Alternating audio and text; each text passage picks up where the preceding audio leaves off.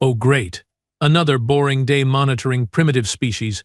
Zork sighed dramatically, his three eyes blinking asynchronously as he slouched in his hovering chair. The Galactic Research and Observation Bureau, or GROB as everyone called it, wasn't exactly the glamorous assignment he'd hoped for after graduating top of his class at the Universal Academy. His supervisor, Director Plex, floated nearby, her tentacles typing rapidly on multiple holographic interfaces. Stop complaining, Zork. This is important work. Besides, this new species might actually be interesting. That's what you said about the slug people of Nebula 6, Zork retorted, spinning lazily in his chair. And all they did was divide and merge for 3 centuries. I still have nightmares about it. Plex's skin shifted from a calm blue to an irritated orange. This is different. The probability algorithms predict this species has a 0.0042% chance of achieving interstellar capability. That's almost 4 times higher than the slugs. Wow. Thrilling, Zork deadpanned, his voice flatter than a quantum plane. So what's so special about these? What are they called again? Humans, Plex corrected, pulling up a holographic image of Earth from the 3rd planet of the Sol system. They are carbon-based bipedal with surprisingly complex neural patterns, and they are evolving remarkably fast. Zork straightened slightly, his interest marginally piqued. How fast? They went from basic tool use to rudimentary spacecraft in less than 10,000 cycles. That's practically a galactic record. Zork mused, actually looking at his monitor now. That is kinda quick. Still, they are probably just going to blow themselves up before they make it off their rock. Most species do. Perhaps, Plex admitted, her tentacles twirling thoughtfully. But the Council wants us to observe closely. Reyes Rogue say, if something about them seems unpredictable. Zork snorted, a sound that involved all 3 of his nostrils. The only unpredictable thing around here is the cafeteria food. Last cycle it turned my secondary stomach purple for a week. Focus, Zork, Plex chided. I'm assigning you as primary observer for Earth. Consider it a promotion. Oh joy, Zork muttered, but secretly he was somewhat intrigued. At least watching these humans would be better than filing quantum paperwork. 3 months later, Zork was no longer bored. In fact, he was thoroughly confused, mildly concerned, and extremely fascinated. They did what? He exclaimed, nearly spilling his mug of star nectar across the control panel. The analyst Quip, a newer addition to the observation team, nervously adjusted her sensory antennae. They launched a car into space, like one of their ground transportation vehicles, into space, with a mannequin driving it, playing music. Zork blinked all 3 eyes simultaneously, a rare occurrence that indicated extreme surprise. But why? Because they could, Quip suggested. Because it was fun? The human behind this, someone named Musk, seems to operate on different logic than most of his species. This doesn't make any sense, Zork murmured, pulling up the data streams.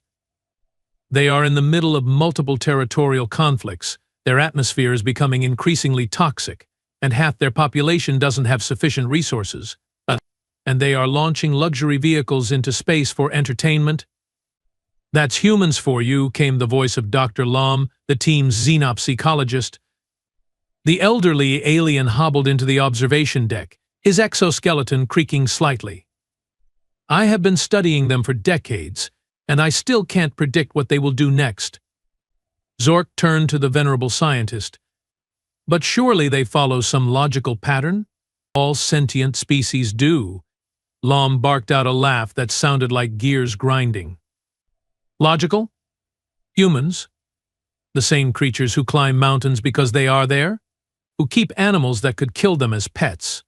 Who spend resources creating artificial flavors when they already have perfectly good natural ones? But they have accomplished so much, Quip pointed out.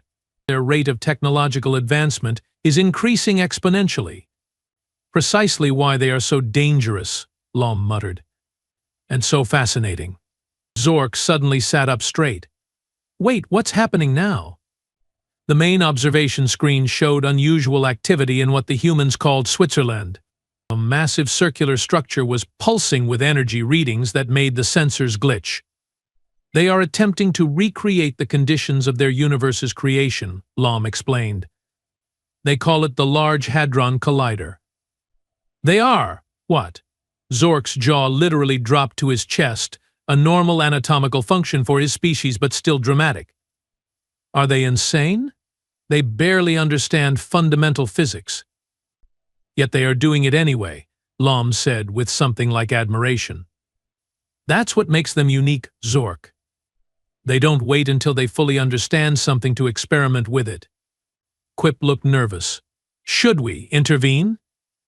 What if they create a micro-black hole or something? Intervention is strictly prohibited, Director Plex announced, entering the observation deck with a flurry of tentacles. The Council has designated Earth as a special observation zone. No contact allowed under any circumstances. But what if they accidentally destroy themselves? Or worse, create some anomaly that affects neighboring systems? Zork asked. Then we document it, Plex said firmly. That's our job. To observe and record, not interfere. Zork turned back to the screens, watching as millions of humans went about their daily lives, completely unaware they were being monitored by an advanced alien civilization. Some were fighting wars. Others were creating art. Many were just trying to survive. And a select few were pushing the boundaries of their understanding in ways that made even the Grob scientists nervous. I don't get them, Zork admitted. They are simultaneously brilliant and stupid, peaceful and violent, logical and completely irrational. Welcome to xenoanthropology, Lom chuckled. The study of species that don't make any sense. A year later, the observation team had expanded to 30 members, all dedicated to monitoring different aspects of human civilization. Earth had been upgraded from marginally interesting to priority observation status, much to the annoyance of teams studying more advanced civilizations. Zork, now the lead human specialist, was giving a presentation to the Galactic Council's Science Division. As you can see from these projections, he explained, pointing to a series of holographic charts, as humans are developing technology at a rate approximately 7.3 times faster than predicted by our standard evolutionary models. Council member Draz, a crystalline entity from the Andromeda Galaxy, emitted a skeptical pulse of light. And what do you attribute this anomaly to, Observer Zork? Zork took a deep breath. They are weird, council member. A murmur rippled through the assembled aliens. Zork hastily corrected, humans possess an unusual combination of traits rarely seen together in one species. They are hierarchical yet collaborative, competitive yet altruistic, cautious yet recklessly curious. That doesn't explain their technological progression, Draz insisted. Actually, it does, Zork countered. They have this bizarre approach to problem solving. When faced with an obstacle, most species follow a linear path to a solution. Humans try multiple approaches simultaneously, even contradictory ones. They waste enormous resources on failed attempts, but when one approach succeeds, they immediately build upon it. Inefficient, scoffed another council member. But effective, Zork replied. They are like biological chaos theorists. They throw everything at the wall and see what sticks. And somehow, against all probability, things stick much more often than they should. Director Plex floated forward. What Observer Zork is trying to say, esteemed council, is that humans don't follow our predictive models because they don't follow their own logic. They are driven by emotions as much as reason, by cultural values as much as survival instincts. Give us a concrete example, demanded Draz. Zork pulled up footage from a human event called the Olympic Games. Look at this, he said. These humans spend years training their bodies to perform tasks with no survival value whatsoever, running in circles, throwing objects, swimming back and forth in artificial bodies of water. And other humans watch them do this by the billions. Some form of ritualistic dominance display? Suggested a council member. Partly, Zork acknowledged. but they call it sports and they do it for fun, for the challenge. Sometimes even knowing they can't possibly win. The council members looked at each other in confusion. And this relates to technological development. How? Draz asked. Because they apply the same mindset to everything. Zork exclaimed, his three eyes wide with excitement. They do things just to prove they can. Look at this human named Felix Baumgartner who jumped from the edge of space in nothing but a pressure suit. No practical reason. He just wanted to see if it could be done. Zork continued, his voice rising with passion. Or this human named Katie Booman, who helped create an algorithm to visualize a black hole. Not because her species needed to see a black hole, they can't even travel to one, but because she was curious. This sounds dangerously unpredictable, growled a reptilian council member. It is. Zork agreed. And that's why we need to increase observation resources. Humans aren't following any of our models.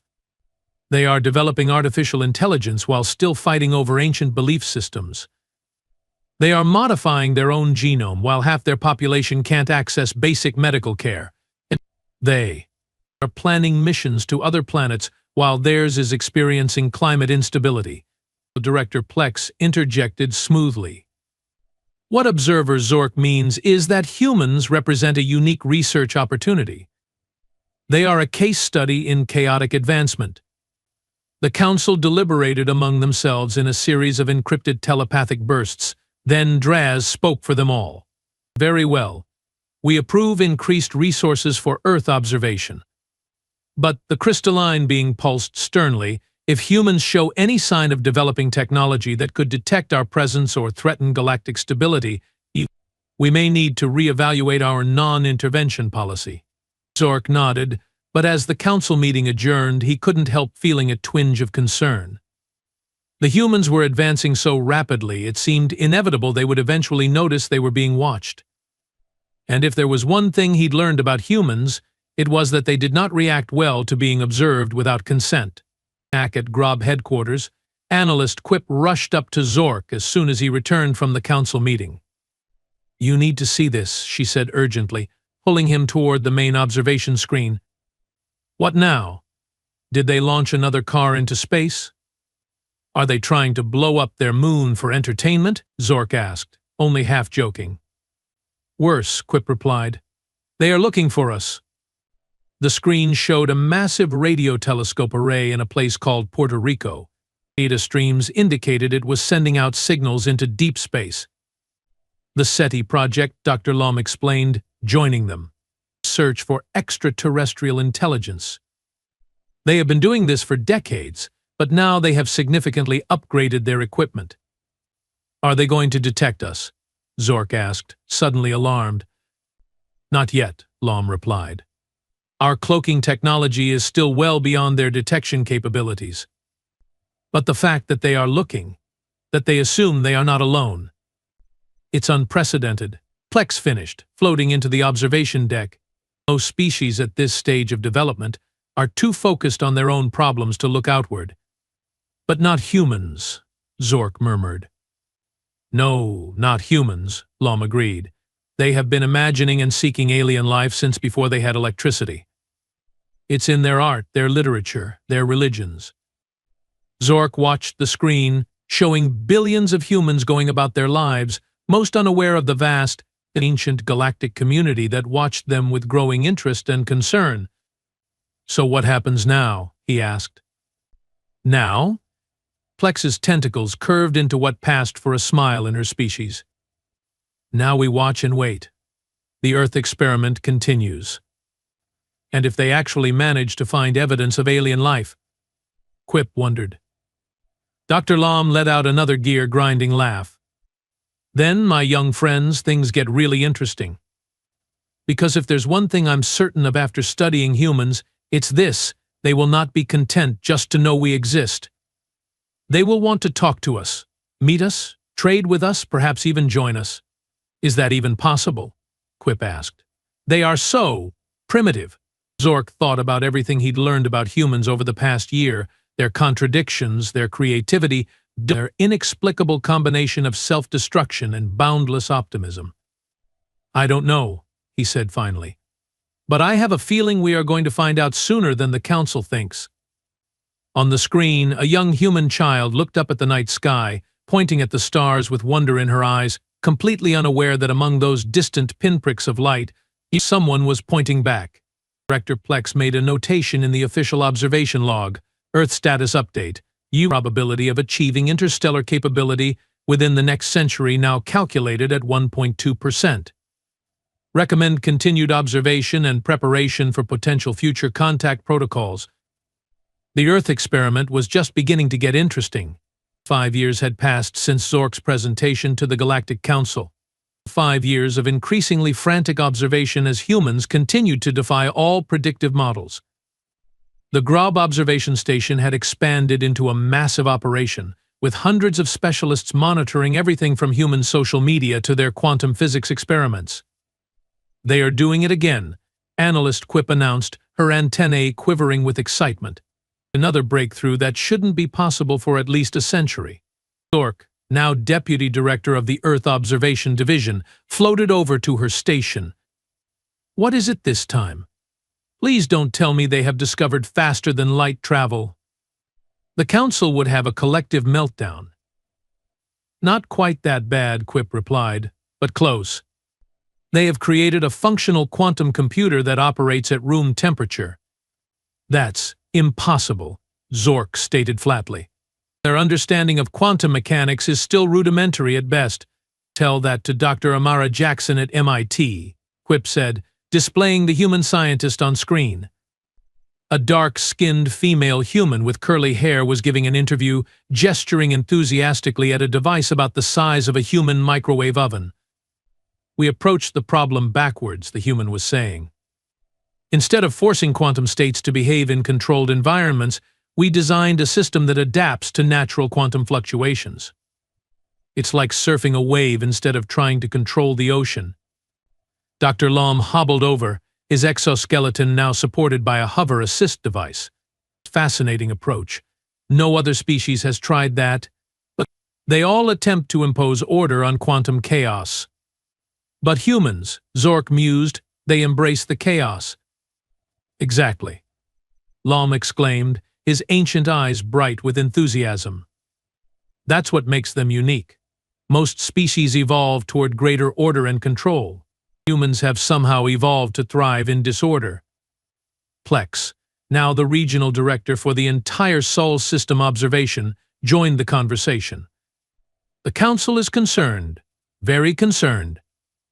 This accelerated development doesn't match any evolutionary pattern we have encountered in 12 million years of observation. Are they suggesting intervention? Zork asked quietly. Plex's tentacles twisted uncomfortably. Not officially. But there's talk of limiting factors. Limiting factors? Quip asked. What does that mean? Lom's exoskeleton creaked as he straightened up indignantly. It means sabotage. Introducing subtle flaws into their research, perhaps triggering minor catastrophes to slow their progress. That's against every ethical protocol, Zork protested. Ethics are flexible when galactic security is concerned, Plex said grimly. Some council members believe humans are developing too rapidly to integrate safely into the cosmic community. They are still too violent, too unpredictable. Zork gestured to the screens showing human life across Earth. Look at them. Yes, they are chaotic and sometimes violent, but they are also capable of incredible beauty and compassion. Remember the global response to that tsunami? The rivals put aside differences to help each other. Temporary cooperation doesn't change their fundamental nature, Plex argued. The galaxy operates on order, consistency, predictable patterns. Humans are an anomaly. Or they are evolution's next step, Lom suggested quietly. Everyone turned to stare at the elderly xenopsychologist. What did you say? Plex demanded. Consider the possibility, Lom continued, that our civilizations have reached an evolutionary plateau. We advanced technologically, yes, but our social structures and thinking patterns have remained essentially unchanged for millennia. We are stable. Stability is the foundation of galactic peace, Plex countered. Stability can also mean stagnation, Lom replied. Perhaps humans represent something we have forgotten how to be: adaptable, innovative, willing to risk failure for the chance of something new. An alarm suddenly blared throughout the observation deck. Red lights pulsed urgently. "What now?" Zork asked, rushing to the main console. "Detection alert," a junior analyst called out. "Human sensing technology has picked up an anomalous signal. One of our observation probes experienced a cloaking fluctuation while passing through their solar system." "Did they trace it?" Plex demanded. "Unclear," the analyst replied. "But they definitely recorded the signal. Their scientific community is excited." The main screen showed a human research facility where scientists were gathered around monitoring equipment, pointing at data patterns and arguing animatedly. "This changes everything," Plex said, her color shifting to a deep, worried purple. "I must inform the council immediately. This may be the trigger point for direct intervention." As Plex hurried away, Zork turned to Lom. "What do you think will happen?" The old scientist sighed. "The council has protocols for this scenario, but they will likely authorize a memory scrubbing operation.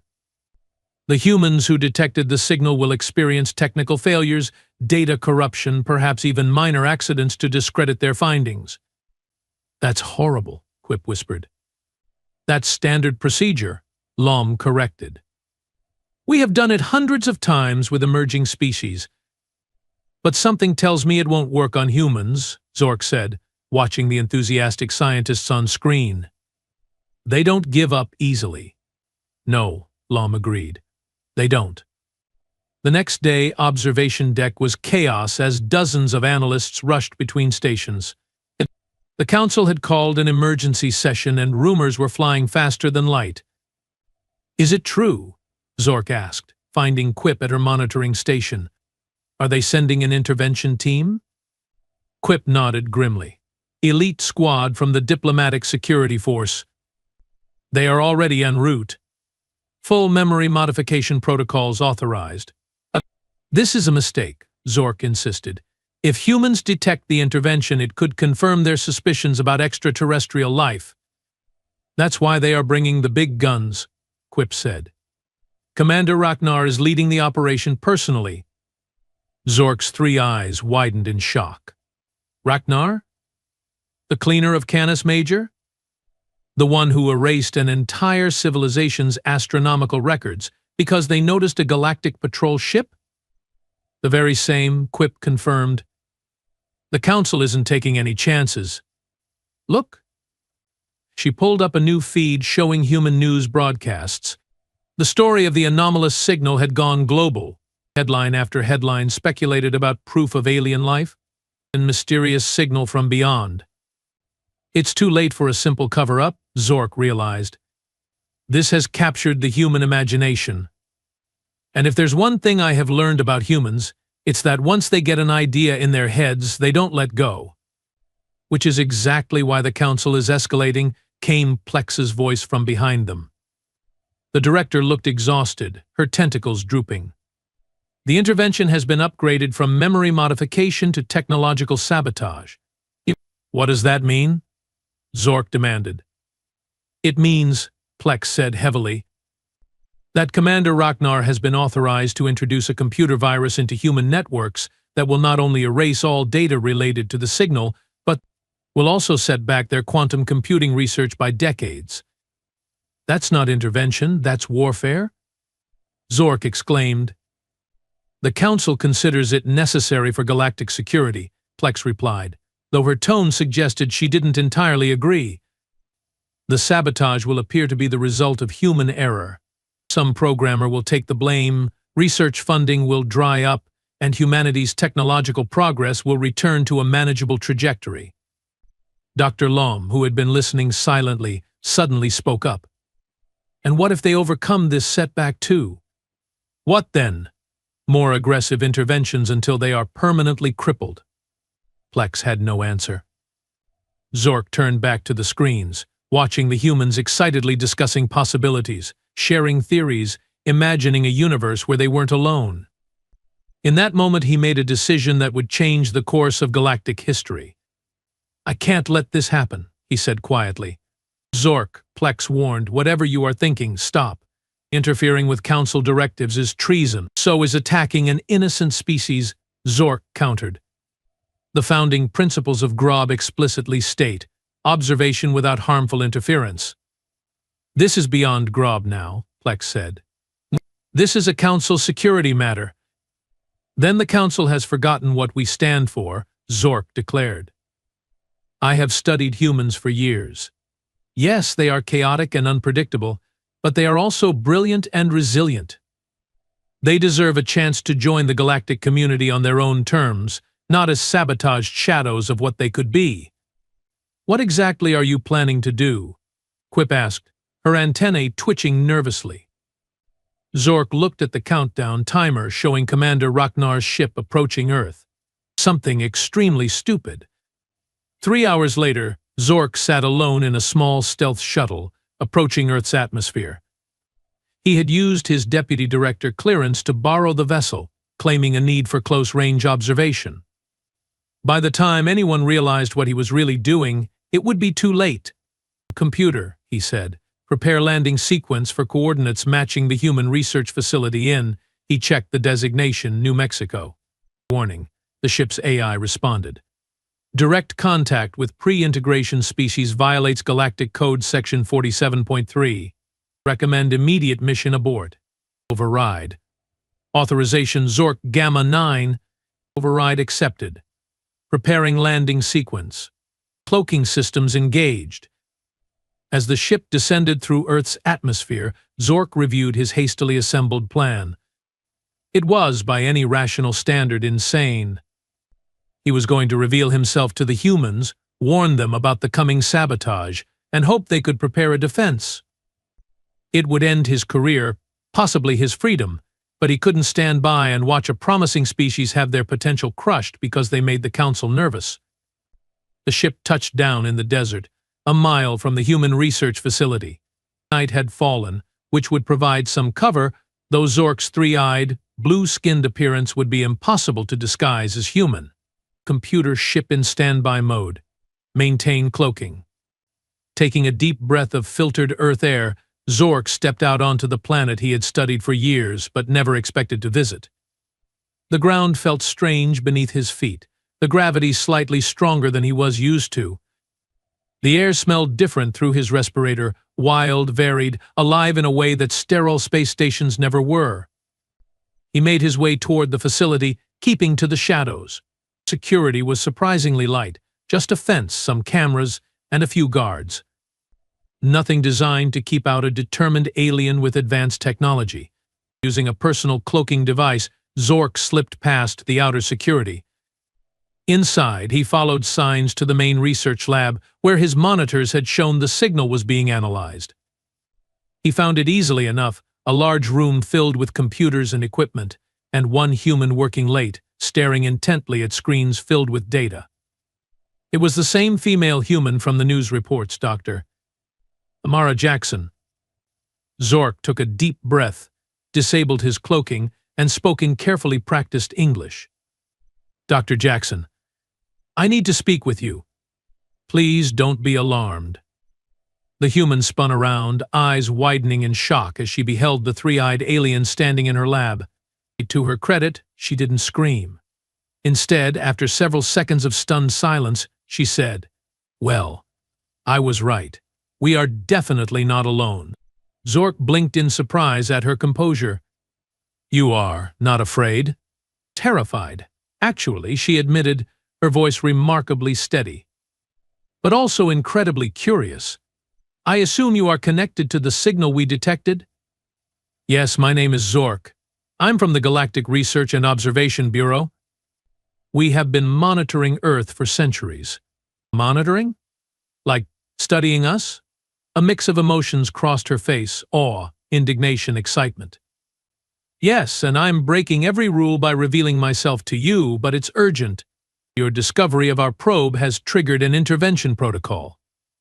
A ship is coming to sabotage your research, particularly your quantum computing work. They will introduce a virus that will appear to be human error. Dr. Jackson's expression hardened. Why would they do that? Because you are advancing too quickly. It makes the Galactic Council nervous.